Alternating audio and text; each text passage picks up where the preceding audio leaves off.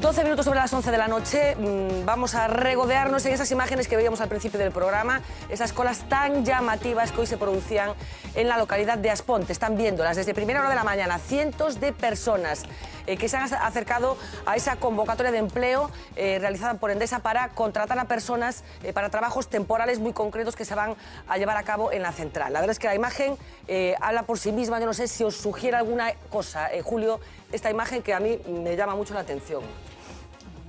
A mí me deja pasmado, ¿no? Realmente, porque podemos estar hablando, hombre, no lo sé, pero hay cientos y cientos de personas ahí, ¿no? Y una localidad como Aspontes que tampoco es Nueva York. Y una localidad como Aspontes, no, eso es gente que vino de fuera, que acudió al llamado de la, de la empresa, ¿no? Es decir, bueno, que está reflejando que hay una situación de desempleo y de falta de trabajo enormemente importante, que la gente se desplaza desde los alrededores o incluso aquí desde la propia Coruña hasta Aspontes, por si acaso es la persona elegida, ¿no? Venancio, nos retrata un poco la situación que estamos viviendo, la realidad, la economía real de la que hablamos tantas veces. A mí me duele. Yo veo eso y me duele. O sea, que tengamos un país que tenga estas escenas, que tengan que ir cientos de personas a buscar un trabajo en Endesa, que no sabe también muy bien lo que es, y que saben además que posiblemente no lo van a tener, pues sabe que son cientos, para muy pocos. ¿Para cuántas plazas, sabéis? Muy pocas, ¿no? Muy pocas, sí, ¿no? Decenas de plazas. Pocas. Muy pocas. Eso lo que te puedo decir es dolor y frustración, ¿no? Como país. Mira, déxame que diga, porque está esta foto aquí, pero eso sucede cada vez que unha empresa Fai unha convocatoria, unha oferta de emprego. Fai pouco, cando se colle a carretera para Vilar Teixo, SGL Carbón fixo unha convocatoria de un contrato temporal dunhos meses e a cola que se formou bloqueou o tráfico da carretera, porque esa é a realidad dun país de 5,5 millóns de persoas desempregadas. Mirade o perfil da fotografía, era unha empresa industrial e, por lo tanto, son homes. Digamos, esa é unha cola de homes, moitos deles adultos, maiores, Sí, persoas... bueno, estamos vendo os perfis. Sí, claro, pero ese é o perfil. Que xente é a que está aí? Pois a xente de Ferrol Terra, a xente que as miles de persoas que traballaban no sector naval de Ferrol están buscando ese emprego, porque a situación de falta de traballo para traballadores industriais de máis de 35 ou 40 anos é brutal, e cada vez que unha empresa convoca unha plaza, eso é o que se produce. Ignacio tiene clavada la imagen, no sé si es que estás tratando de entender. Estoy tratando de entender que esto yo creo que lo vamos a ver durante muchísimos años en este país, pues porque, entre otras razones, cabe la posibilidad de que muchas de las personas que hay ahí no tengan un nivel de cualificación alto y seguramente no tengan tampoco la posibilidad de acceder a otro tipo de puestos de trabajo que no sean de estas características, es decir, puestos de trabajo de cualificación baja. En el 2020, para 506 millones de ciudadanos que somos en la Unión Europea, va a haber nada más que 10 millones de puestos de trabajo de baja cualificación, y lo demás se va a exigir una alta cualificación, y ese es el problema que vamos a ver durante muchísimos años.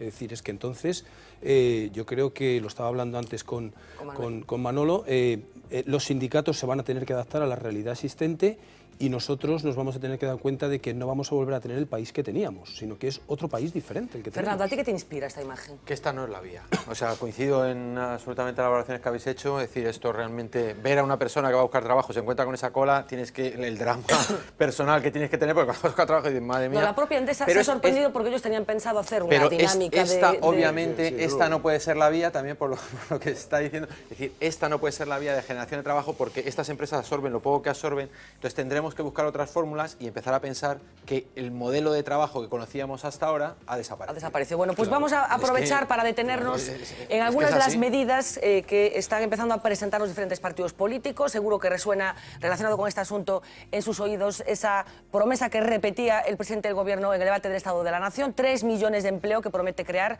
pero hay más cosas concretas, no concretísimas, pero hay algunas cosas que empiezan a salir de la boca de los diferentes representantes públicos. Vamos a empezar empezar por los emergentes, me parece, Marina. Sí, Fernanda, nosotros lo que queremos hacer es comparar las propuestas de los dos partidos mayoritarios con los dos emergentes. Vamos a empezar por los que no tienen representación en el Congreso de los Diputados, pero que las encuestas indican que serán la clave en las próximas generales. En Podemos, la propuesta estrella es una renta básica para todos. Quiere además subir el sueldo mínimo, aumentar el número de funcionarios y reducir la jornada laboral a 35 horas. En estos últimos días anunciaron que también están a favor de pagar un subsidio a cada niño que nazca y que la baja de paternidad sea de 4 meses y no de 2 semanas como es hasta ahora. En Ciudadanos quieren bajar los impuestos, eliminar los contratos temporales, apostar por un contrato único y también bonificar a las empresas que despidan menos. Ellos quieren además sacar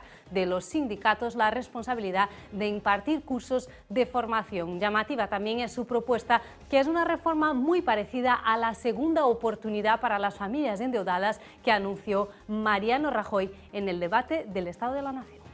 Lógicamente valoramos que el presidente Rajoy haya tenido que incorporar a su discurso algunas de las propuestas económicas que Ciudadanos hace tan solo una semana propuso en esa presentación que hicimos. Como decíamos, Rajoy avanzó en el debate su plan para la recuperación económica de España de cara a la siguiente legislatura. Incluye una rebaja de cotizaciones para los nuevos contratos indefinidos, cheques familiares para familias monoparentales, una bonificación para la conciliación de los trabajadores autónomos y el paquete de medidas para facilitar el desendeudamiento de las familias, lo que contábamos, esa segunda oportunidad. Él anunció además la creación de 3 millones de puestos de trabajo en la siguiente legislatura. Ya Pedro Sánchez, cuando asumió la Secretaría General del PSOE, prometía más transparencia y una España en la que con él saldría de la crisis. Una alternativa que le diga al Banco Central Europeo que no estaría de más rebajar y depreciar el euro para animar a las exportaciones, que gradúe el ajuste fiscal. Ya está bien de que siempre sea la clase media, la clase trabajadora, quien pague con el esfuerzo de esta crisis económica. Ya está bien. Una Europa que acabe con los paraísos fiscales, los de dentro y los de fuera, que impulse un verdadero plan de inversión pública que cree trabajo. También vamos a plantear de una vez por todas una ley de igualdad salarial entre hombres y mujeres, para que las mujeres cuenten con el mismo salario que los hombres. Eso decía el día que empezaba a ser el secretario general del PSOE, pero sus propuestas se han concretado un poco. Por ejemplo, derrogar la reforma laboral, plantear una reforma fiscal para bajar los impuestos a la clase trabajadora y subirlo a las rentas más altas. También quiere impulsar la reestructuración de la deuda de las familias. Pero hoy añadió 2 propuestas todavía un poco más concretas. Por un lado, listas abiertas, es decir, que los ciudadanos tengan opción de intervenir en la elección de los candidatos a los que se propone votar, y por otro lado la creación de un registro en las empresas en el que se especifique los sueldos de los hombres y de las mujeres para que todos tengan acceso a ese dato, incluida, Fernanda, la inspección de trabajo. Bueno, pues son algunas propuestas concretas. Venancio, empiezo por ti, que no sé a qué te suenan. Si hay mucha carta a los Reyes Magos, si te parece que hay cosas interesantes, si están todos perdidos. Carta a los Reyes Magos es bastante, ¿no? Pero tú fíjate una cuestión ya, estamos en generales, Sí. porque hablamos de generales. Es decir, lo que tenemos delante son municipales, Sí. pero hablamos ya de generales, ¿no? Eso ya es un punto importante. ¿Y qué pasa? Cuando hablamos de generales, también toca hablar de crecimiento. Es algo que también tenemos que meter encima, ¿no? Es decir, ¿y cómo vamos a crecer? ¿Y cómo vamos a pagar todo esto? ¿No? ¿Y cómo vamos a generar o vamos a cambiar nuestro modelo de desarrollo? Mira, yo lo que creo, a nivel personal, es que vestimos un traje que tenemos en el cuerpo, que se hizo en el siglo XIX, más o menos, y que lo hemos ido amoldando a poquitos durante el siglo XX, y que actualmente sigue siendo el mismo traje, con cambio de ojales, botones y poco más. Y yo querría ver un traje distinto, un traje ¿Qué chula tendría diferente. que tener ese traje? A mi juicio, menos Estado. A mi juicio, menos Estado y más libertad. Más libertad al ciudadano. No es igual el ciudadano del siglo XIX que el ciudadano del siglo XXI. Pero para que la gente entienda, ¿qué significa menos Estado? Hombre, pues significa mayor capacidad para poder elegir montones de cosas. Por ejemplo, te voy a poner un ejemplo. Un máster le cuesta a la Xunta de Galicia 10.000 euros. 10.000 euros. Yo me pregunto, ¿por qué no darle al estudiante 10.000 euros y que elija él dónde estudiarlos? ¿Por qué tiene que tener un monopolio y obligarle a hacer ese máster en un lugar en concreto. Si él lo paga con sus impuestos, que lo elija él. ¿Y eso lo aplicarías a todo? ¿A la sanidad, por ejemplo, no, también? A todo no. Yo creo que la línea roja no lo aplicaría. En sanidad no. Yo creo que en sanidad es un modelo que tenemos fantástico, que tenemos que cuidar muchísimo y no debemos ni tocarlo. Pero otros modelos sí. Y vivimos en un país cargado de monopolios, por todas partes. Y temas de regulación. El otro día escuché ayer una noticia que para ir a pedir comida al banco de alimentos va a hacer falta un certificado. Pero venga, un certificado. O sea, hay que decir un señor que ya no tiene para comida, que esté 4 horas en sitios sociales, para que alguien le dé un sello, le diga, usted puede comer. Sí, hombre, yo creo que tenemos que empezar a pensar un poco más, ¿no? Que no vivimos en un país de estúpidos ni idiotas, que podemos tomar decisiones, que podemos elegir y que podemos tener un poquito menos de Estado. A ver, un poquito menos de Estado, tengo la impresión de que no estás muy de acuerdo. O peso do Estado se mide, se cuantifica, non? É a porcentaxe do gasto público sobre a riqueza do país, non? Os países que a mí, eu creo que a Venancio, nos gustaría parecernos son Dinamarca, Alemania, Francia, Suecia, Noruega, etc. Esos países teñen unha presencia do Estado entre 15 e 20 puntos, entre 10 e 15 puntos, perdón, do que ten España. En España o Estado xestiona o 33% da riqueza do país, ¿no? De ingresos do país, e en Alemania pues, o 48%, en Dinamarca el 50 e pico. Eu creo que é un problema de máis Estado, pero mellor Estado, ¿no? E efectivamente a mellor hai algunhas tarefas ou liñas ou usurpación de tarefas que non lle corresponderían. En cualquier caso, a las propuestas concretas que nos referíamos antes, ¿te suenan bien algunas? No. Sí, no, vamos a ver. Eu creo que hai unha cuestión como economista que estou encantado, que estas son as primeiras eleccións, gracias a Podemos, na que se van a analizar os programas económicos dos partidos con calculadora. Esta é a primeira vez. Bueno, déxame que diga ahora un tema. A Pablo Iglesias, que non é santo da miña devoción, se lle pon en Cristo porque vai facer un cheque bebé, e a Mariano Rajoy, que promete 3 millóns de postos de traballo, que é algo bastante máis complicado, bastante máis complexo que calquer medida destas que presentaba a Autoridade de Podemos, pois a di y es gratis, porque... Bueno, está recibiendo... Esa es buena, cheque bebé. Sí, sí. Es buena medida. Sí, esa es buena, ¿eh? Sí, sí, por es eso. Buena, el cheque bebé es bueno. El cheque bebé es bueno. Para todos. Para todos los que tienen bebé. Que no, bueno, ya concho, claro, pero para todos, obviamente, independientemente de lo que ingreses. Vamos a ver, lo que está claro es que si no tenemos demografía, no hay país. Pero tú crees realmente que la demografía... Hombre, yo prefiero gastar dinero en los niños y no en autopistas. Pero la fomenta el cheque. O no autovías. La fomenta, Venancio. A ver, bueno, que la fomenta. Sí. No, pero lleva el tema... ¿Crees que alguien decide tener un hijo porque le dan un cheque de 2.000 euros? Bueno, lo que está claro es que... No, mucha gente decide... Mucha gente decide no tener hijos porque no puede pagarlo. Pero por los 2.000... Porque no puede pagarlos. No, lo que habla de Podemos, en particular lo que habla de Podemos, es de una ayuda permanente, no de un cheque, que es distinto. Qué diferente. Claro, es una... Eso que vaya a la mili, el bebé. A ver, vamos a... O fago rápido. Digamos, eu creo que os planos económicos se van a ler con calculadora, gracias ao debate que abriu Podemos. As propostas que escoito aí me parecen algunhas ben, outras menos ben, pero creo que non están no elemento central que o decía ben. Hai que cambiar o traxe. Non, eu creo que o debate é o crecemento, o desempleo, a desigualdade, a precariedade laboral, o modelo productivo e a fiscalidade. Esos son elementos... Pero supoño que con eso está todo o mundo de acordo. O que hai diferencias en como abordar eso. Sí, as respostas a isto. Claro. Quer dizer, que as respostas a isto, cal é a proposta concreta de fiscalidade? Pero, por exemplo, Podemos, outra das propostas, semana laboral de 35 horas, unha bella proposta que, por exemplo, en Francia tiveron que rexeitar. Eu creo que está demostrado que a semana laboral de 35 horas non será máis emprego. Está demostrado que o crecemento, no sentido contrario, está demostrado que o crecemento enorme da productividade se ten que trasladar a unha reducción do tempo de traballo. A humanidade traballaba 14 horas, de 14 horas pasou a 10, pasou as 8 horas, é unha conquista que xa ten 100 anos nos países máis desenvoltos do mundo, 100 anos, o nivel de productividade... Ti crees que é posible traballar 35 horas a semana?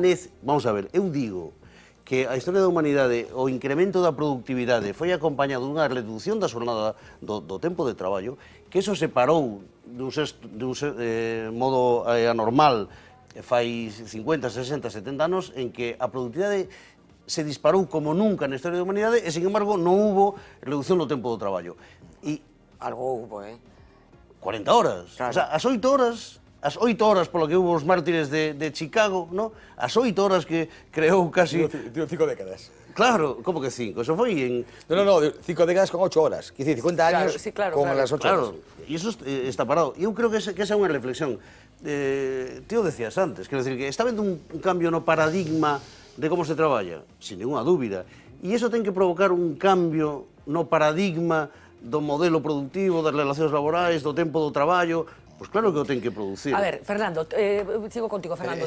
Bueno, que vamos yo creo que partimos siempre del punto de vista. He estado apuntando todas las propuestas y os he estado escuchando a los dos. No hay ninguna propuesta, absolutamente ninguna, de los partidos políticos en las que diga cómo generar riqueza. Vamos a ver, el PIB per cápita de España es 22.000 euros, el de Grecia 16.000, el de Alemania 35.000 y tal. Entonces tú me dices, en Alemania el Estado gestiona el 48% y aquí el 42, por el 43%, ¿no?, de lo que es el PIB.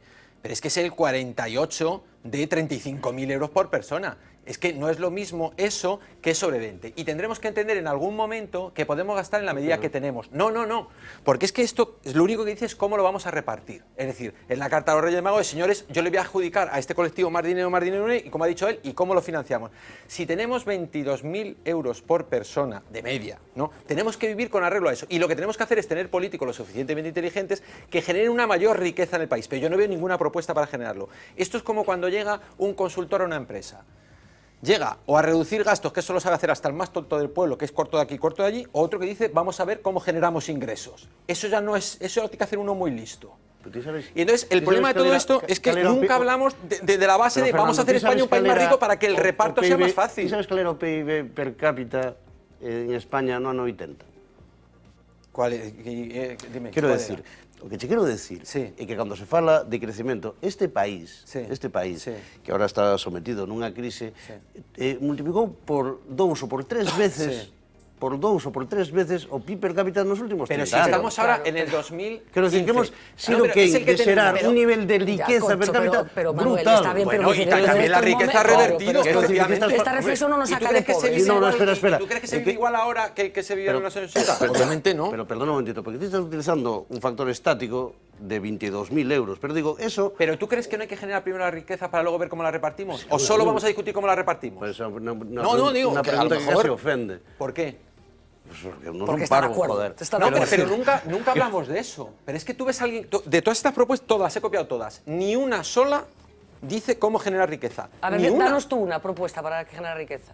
Pues cambiar el modelo productivo que tenemos en España, saber fomentar actividades en las que podamos dedicarnos para que masivamente absorba mano de obra en tareas que son de absorción. Una de las muchas propuestas es fomentar a lo mejor la creación de una cultura empresarial sobre convertirnos en la Florida de Europa de manera real, o sea que cualquiera puede invertir en ese sentido porque eso absorbe la atención. Digamos, tenemos el clima, tenemos la gastronomía, tenemos una serie de cosas que si se fomenta de manera real, hay mucha gente que podría acceder a microempleos de esos que son pequeñas tal y poderlo hacer. Esa es una. Otra, pues a lo mejor en el campo de la agricultura de determinada calidad, porque también tenemos la climatología, tenemos una serie... es como cuando llegas a una empresa, tú miras al entorno donde se mueve, cuál es la competencia, ves las fortalezas que tiene y sobre esas trabajas. Bueno, déjame, a ver, es que me falta Julio y me falta todavía Ignacio. A ver. Bueno, vamos a ver, con el tema de los programas, que es de lo que estamos aquí, ¿no? Es decir, yo creo que un poco, digamos, en la línea de lo que decía Manolo, es decir, yo creo que hay que saludar, digamos, el que se empiecen a hacer valoraciones de cuánto nos cuesta realmente pues el cheque bebé, la semana de 35 horas, o sea, todo lo que proponen los partidos y que eso se le saquen los números. Ahora, yo diría una cosa, es decir, estas elecciones, que son prácticamente las generales, estamos ya en una campaña, digamos, que es las generales, sigue habiendo dos grandes familias en lo que son los programas. Uno es el PSOE y Podemos, un poco, digamos, Izquierda Unida, disculpa Manolo, que es, digamos, pues un poco lo que hemos visto, ¿no? De la crisis se sale incrementando los salarios, incrementando el gasto público, fortaleciendo la demanda, como si esta fuera una crisis normal y corriente, como las que hemos tenido en los últimos años, ¿no?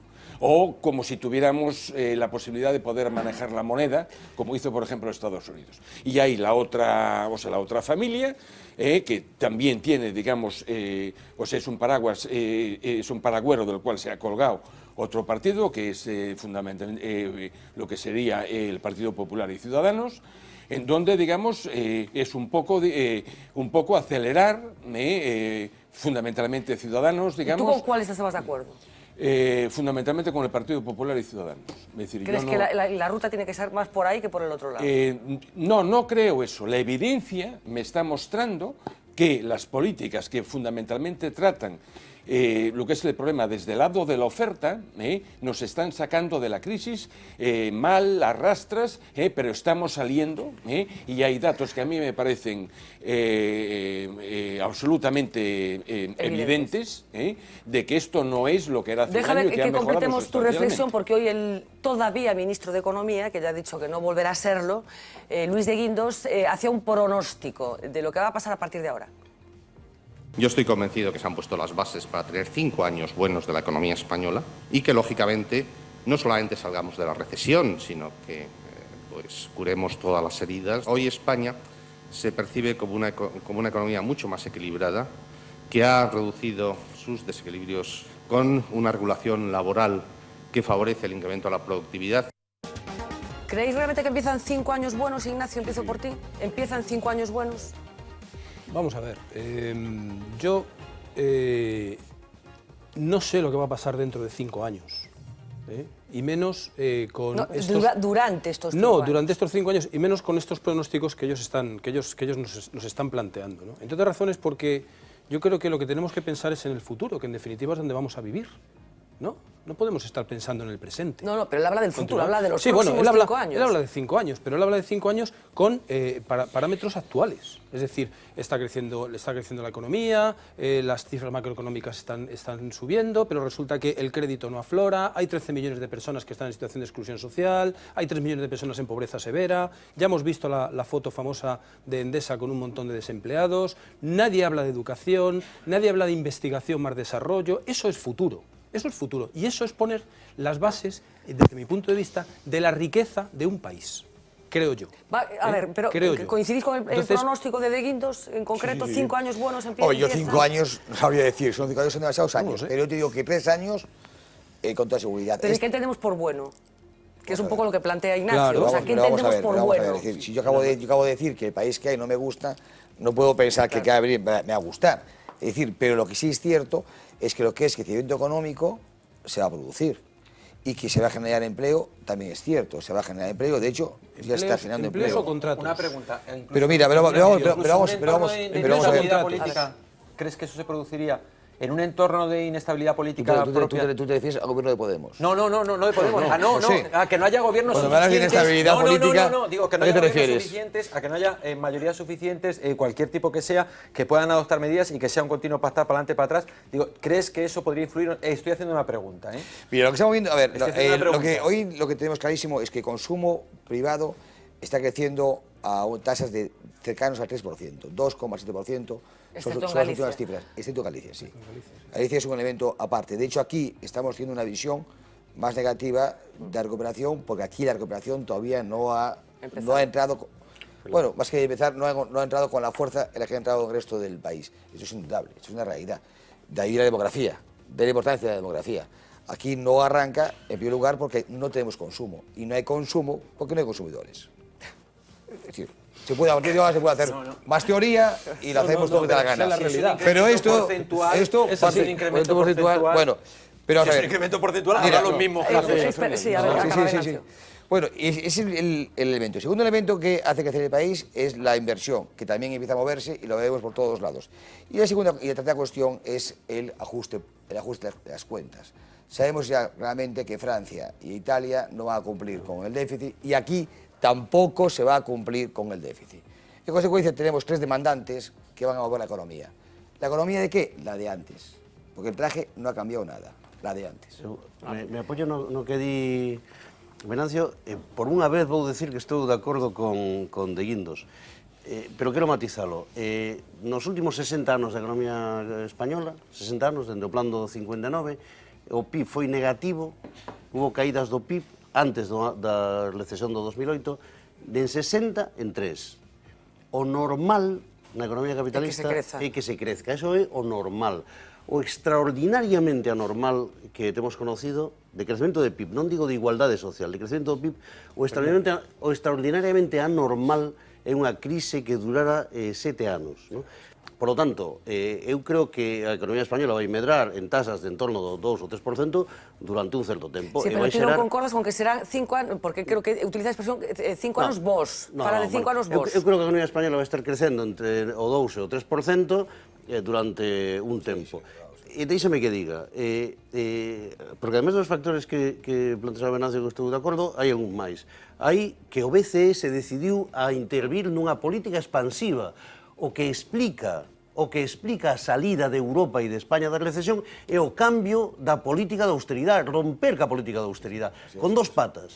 Banco Central Europeo, que afunde os tipos de interés, que afunde o euro, que gana a competitividade da economía europea con respecto a norteamericana, que permite que as empresas e os estados se financien máis baratos, política expansiva keynesiana en termos monetarios e política presupuestaria expansiva porque se permite que os plazos para a consolidación fiscal se dilaten. É xusto no momento, no ano 2013-14, que o Banco Central Europeo cambia a estrategia porque ve que a política de austeridade estricta leva a Europa non, porque Gran Bretaña está fora. A Unión Europea e Alemania a ter un problema de crecemento é cando se cambia. A ver, remato con esa idea. Non é a política de austeridade que nos saca da crise, a política de austeridade que nos obrigou o que nos fixo estar 6 anos en crise, como demostra Estados Unidos. A ver, Julio, tú concordas con esta teoría? Non concordo en absoluto. Non concordo nada. Entre outras cosas, vamos, decía aquí que es lo que está pasando. Van a venir dos, yo no sé si 5, 6 o 4. Ahora, todo el resto constante, hablo, digamos, de la macropolítica europea, el tema Ucrania, Irán y todo esto, que no haya ningún agujero por ahí, vamos a tener X años, no sé si 3, 4, 5, 6. Ahora, yo no estoy en absoluto de acuerdo, es decir, ¿por qué esto va? ¿Por qué esto funciona? Y te agradezco muchísimo el canto que has hecho al capitalismo. De 50 años hemos crecido siempre excepto 3. Es fantástico. Ahora, es una estadística que dice lo que dice Manolo. Ahora, ¿tú no crees que haya sido que no esté relacionado con aquel día que Draghi dijo voy a hacer lo que sea necesario? No, espera. Dice, aquí lo que ha pasado son fundamentalmente dos cosas. Nosotros estamos en un área monetaria que hizo sus deberes y que es política de oferta, no es, o sea, yo no veo ahí que sea política keynesiana. Que es, digamos, expandir la masa monetaria. Fundamentalmente, ¿qué está haciendo? Comprando la deuda pública que está en el balance de los bancos, sustituyendo deuda pública por euros cantantes y sonantes para que los bancos... Bueno, déjame que tenemos que avanzar. Y después, tengo que avanzar, un segundo, que los países han hecho los deberes. Es decir, España ha hecho un esfuerzo de ajuste enorme en el mercado laboral, de controlar la inflación, incrementar la competencia, que se está notando. Bueno, déjame que avancemos un poco porque queríamos detenernos hoy en lo que está pasando en las diferentes ciudades. Hablabas, Venancio, de que estamos hablando con la idea de elecciones generales, cuando las más próximas, aparte de las andaluzas, las que nos afectan a nosotros más inmediatamente son esas municipales del mes de mayo. Habíamos interiorizado el discurso de que las cajas públicas estaban anoréxicas, vacías, pero nos hemos encontrado en que algo debía haber, porque en los últimos meses empieza a proliferar la obra pública en los ayuntamientos, zanjas abiertas, aparcamientos subterráneos. Bueno, hemos hecho 2 recorridos por 2 ciudades, A Coruña y Vigo, con gobiernos municipales de signo diferente. Empezamos por A Coruña.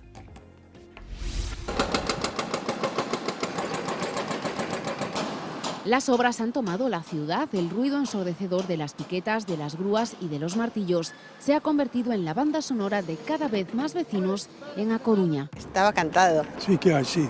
Hasta mes de mayo voy a haber muchos. Estamos en año electoral y esto salta a la vista. Obras en la tercera ronda en este túnel, en una de las vías de entrada a la ciudad, en la antigua fábrica de tabaco y hasta en la playa.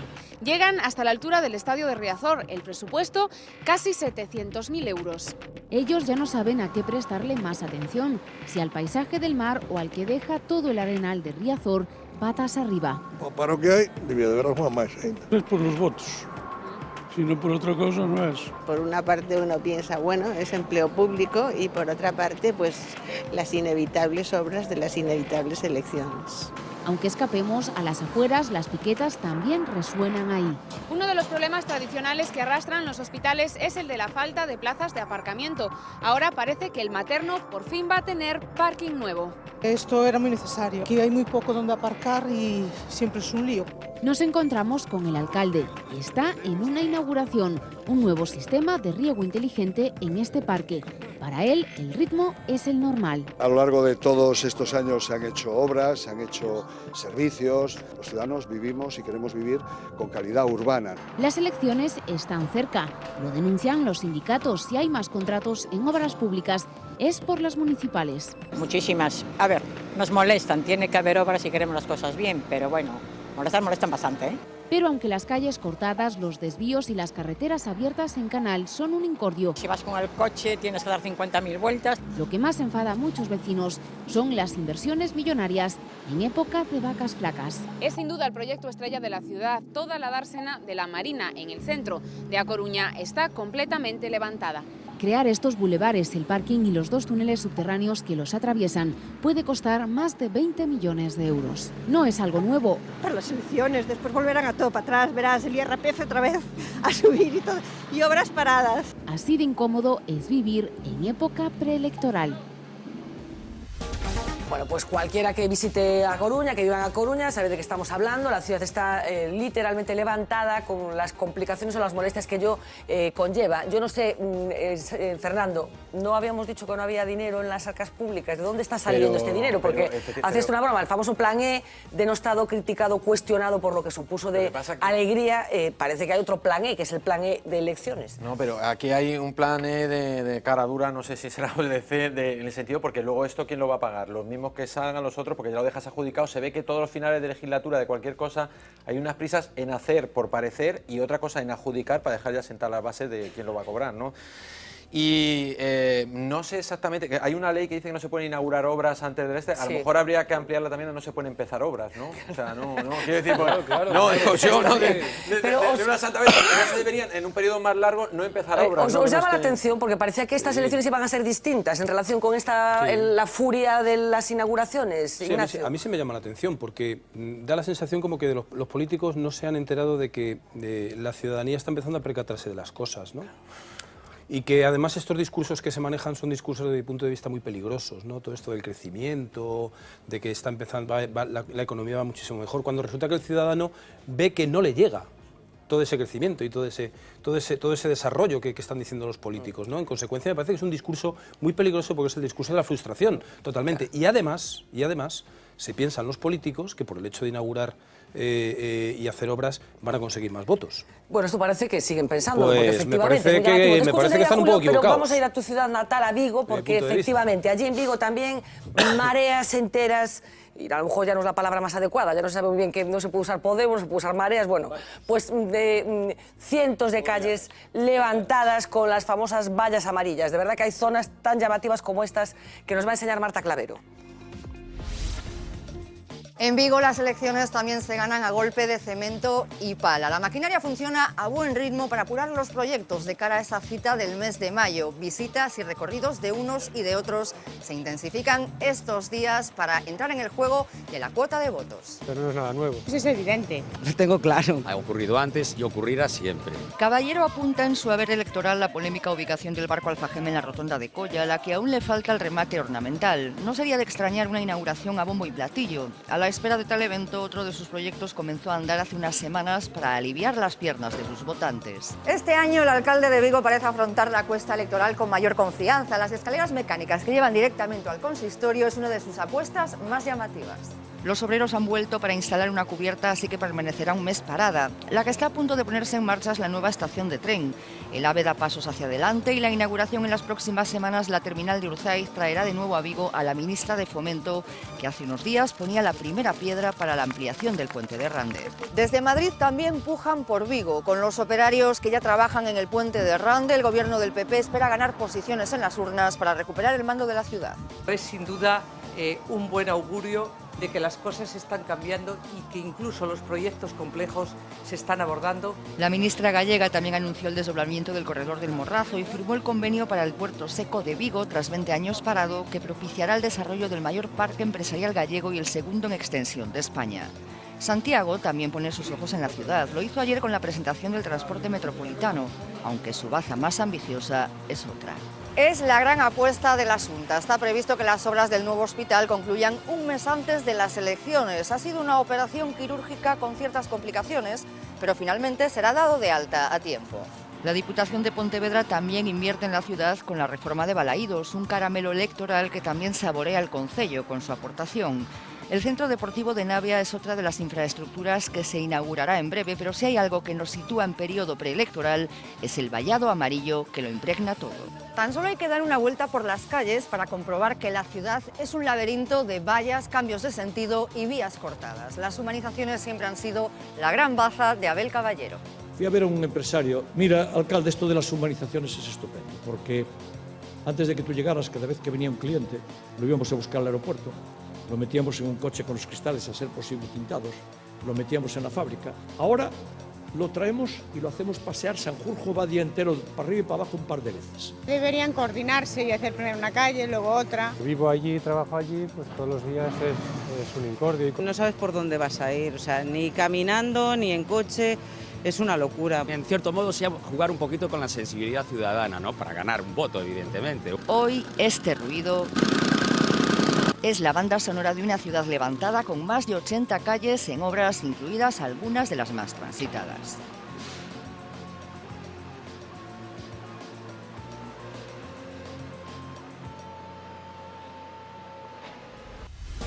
Bueno, pues calles levantadas. Yo siempre que veo imágenes como estas, no sé si recordáis una entrevista hace muchos años al actor Bob Hoskins, que estuvo en Madrid, levantado también. Dani Levito, bueno, pues seguro. Bueno, lo discutiremos. Levantado Madrid, absolutamente lleno de zanjas, y cuando se fue a marchar a coger el avión, le dijo a la persona que lo acompañaba, que lo había invitado, le dijo: solo espero que encontréis el tesoro. Porque efectivamente, Julio, no sé cómo lo ves. Si te esperabas que estas elecciones fueran distintas o no. Dice, no, hombre, este es un tema que ya está muy estudiado en economía, ¿no? Sobre todo. ¿Y funciona? Funciona.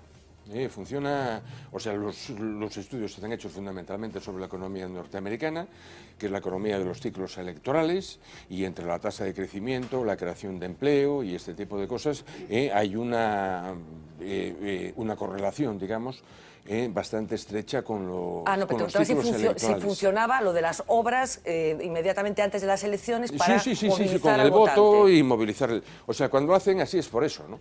¿Qué es lo que ocurre? Que a mí me parece que hay un efecto perverso en todo este asunto.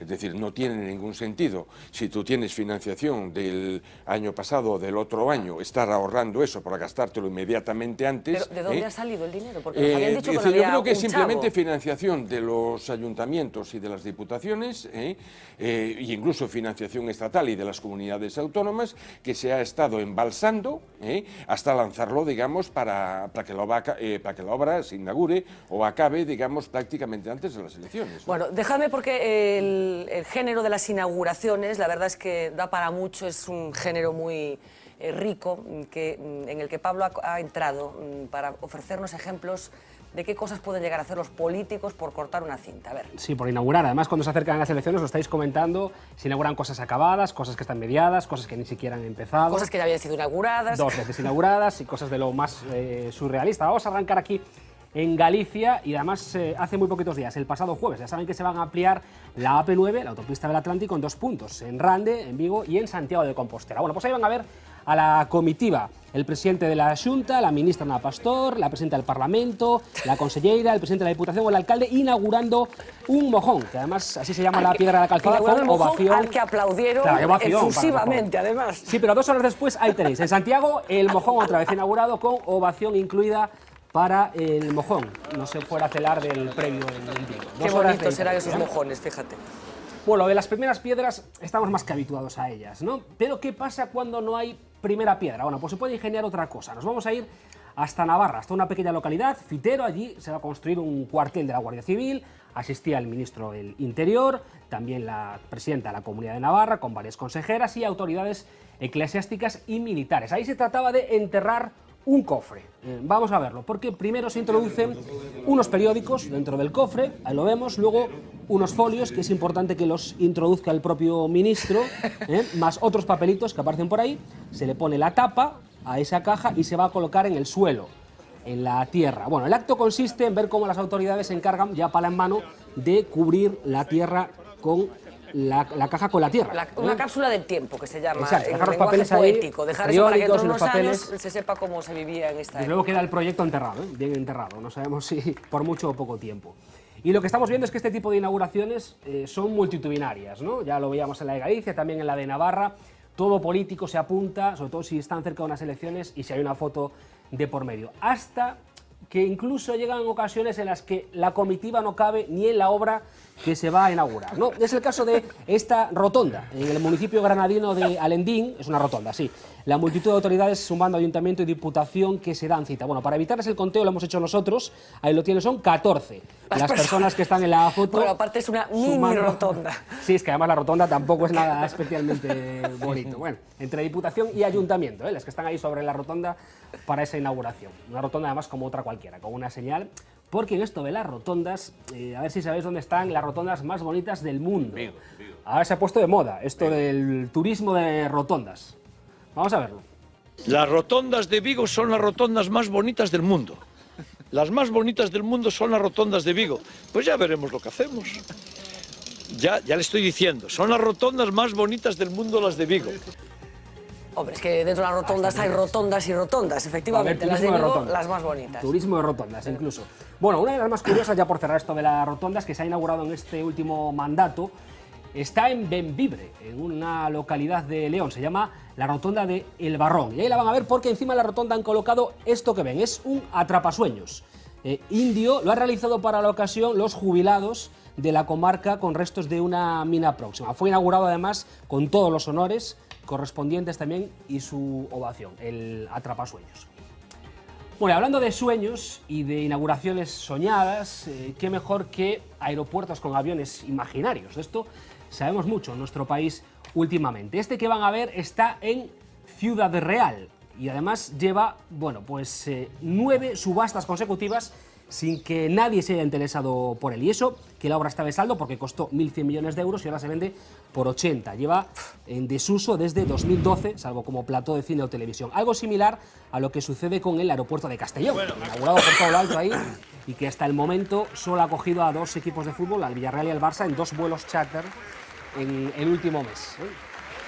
Lo que pasa es que esto de los aeropuertos no tenemos claro nosotros cómo es la modalidad nueva de aeropuertos.